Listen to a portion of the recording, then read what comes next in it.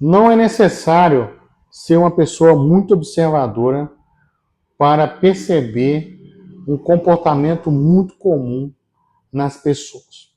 Não sei se vocês já perceberam uma pessoa que às vezes é uma pessoa muito profana, do nada ela descamba num efeito pêndulo, no sentido contrário para uma vida totalmente regrada, saudosista, ou uma pessoa que é muito conservadora, muito conservadora de princípios, não sei o que lá, descamba para uma vida totalmente profana, devassa, né?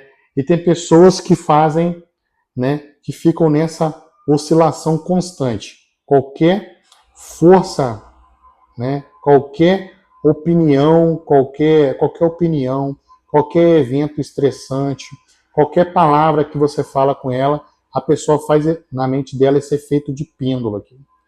A cabeça da pessoa fica como se fosse um efeito pêndulo. Ou seja, o controle emocional dessa pessoa é como se fosse um pêndulo perpétuo que fica movimentando para lá e para cá, oscilando entre extremos, né? Existe um filósofo chamado Heráclito. Ele conceituou um termo chamado enantiodromia.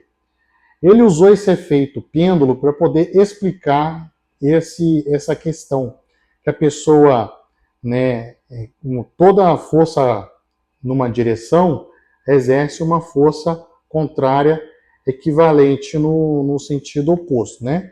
Então, aí ele explica o seguinte, que do mesmo jeito que existe a força da gravidade que mantém o pêndulo, né, centralizado, existe a racionalidade da pessoa. Quanto mais racional, é como se fosse uma força da gravidade maior, entendeu?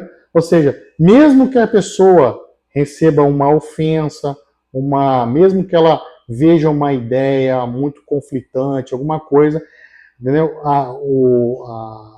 As condições que mantém lá no centro, ou seja, a razão, né, a razão dela é tão forte que mantém, né, ela em equilíbrio, né? Ela não sai desse ponto de equilíbrio com facilidade, né? Ou seja, mais para a pessoa se manter nesse ponto de equilíbrio, claro que ninguém é 100% equilibrado de viver nesse ponto aqui o tempo todo, né? Ou seja, só que tem pessoas que fazem essa oscilação aqui curta, né? Tem pessoas que fazem uma oscilação maior e tem pessoas que fazem uma oscilação totalmente extrema, né? Extrema para lá, extrema horária, extrema anti-horária, né? Entendedores entenderão. Bom, resumindo aqui, quanto mais racional uma pessoa é, né, mais próxima do centro. Quanto menos racional, ou seja, quanto mais emotiva uma pessoa é, mais suscetível ela está a forças opostas. Então, ou seja, não sei se vocês perceberam ultimamente, está sendo muito usado um termo polaridade, né? Ou seja, a polaridade política. Polaridade política. Aí essa polaridade está acontecendo, está entrando nas religiões, está entrando nas universidades, está entrando nas academias iniciáticas, ou seja, nas instituições iniciáticas, ou seja, maçonaria, outros grupos, né, iniciáticos aí, todo mundo conhece. Enfim, esse comportamento está se predominando lá. E o que está acontecendo? As pessoas estão se tornando mais emocionais, né?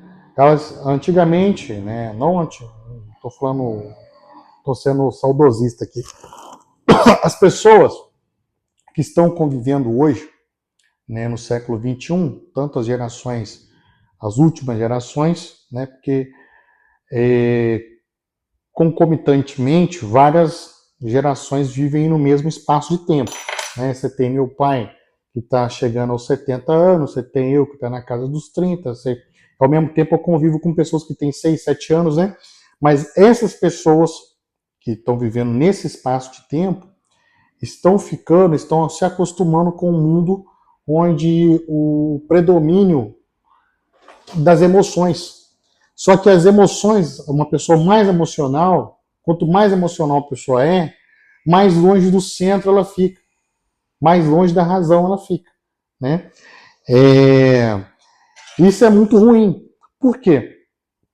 Porque as relações muito emocionais, né, nesse efeito, o efeito causado na sociedade, dessas pessoas que ficam flutuando, dessas pessoas que são muito emocionais, elas criam relações líquidas, podendo assim dizer. O que é uma relação líquida? Para poder traçar um paralelo entre uma relação concreta, né? Por exemplo, o que é uma relação concreta?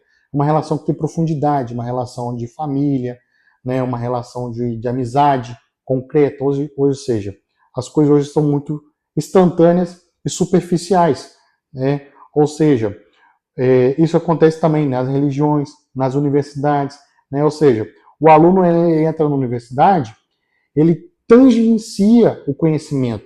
Ele entra e sai da universidade sem entender com profundidade aquele conhecimento. O cara entra e sai da igreja, ou da macumba, ou de onde quer que seja, ou de qualquer lugar, ele entra, né, tangencia aquele conhecimento e sai. Depois ele entra em outro local, tangencia. Ou seja, ele não vai com profundidade dentro daquele assunto. Aí não entende por quê. Aí, por exemplo, aí o aluno que entra na universidade, ele entra e sai da universidade, não se aprofundou naquilo, não conseguiu conceber aquela ideia de maneira fundamentada na mente dele, aí ele não consegue entender o porquê que ele não consegue se inserir no mercado de trabalho, né? Aí o cara que entra na religião, ele não consegue conceber aquela ideia, não consegue transcender aquilo para frente, né? E também não consegue entender o porquê que as coisas não acontecem na vida dele, né? E na política acontece a mesmíssima coisa, né? As pessoas ficam nessa guerra emocional onde ninguém está no centro, fica ali, né? O ponto de equilíbrio não existe, ou seja, a razão, o ponto de equilíbrio não existe. O pêndulo, né? Fica esse pêndulo oscilatório, né? Ou seja, isso que eu quis dizer com o termo enantiodromia. Enantiodromia é esse predomínio de decisões, relações, ideias fundamentadas em, em emoções, né? Ou seja, pessoas predominantemente emocionais têm tendência a ficar nesse efeito pêndulo o tempo todo, né? E nós estamos vivendo numa sociedade que tem um predomínio de pessoas emocionais, emocionadas, que ficam longe do centro, né? Então, qualquer coisinha faz ela ir lá para aquele extremo, né? Ela não consegue achar um ponto de equilíbrio, vai e volta, vai e volta, vai e volta, sabe? E tem pessoas que acham que o ponto de equilíbrio, chega uma hora que a pessoa acha que o ponto de equilíbrio, né? Ela está fugindo ela não está respeitando os dogmas. Por exemplo, às vezes o cara acha que esse ponto aqui extremo, né, é o ponto certo. E outro cara acha que o ponto extremo aqui também é o certo. Né? Sendo que o ideal seria o ponto de equilíbrio. Mas, enfim, e quanto mais ele está no extremo, né, mais força, quando a pessoa vai para esse extremo, ele encontra outras pessoas que estão fazendo a mesma força nesse extremo, né?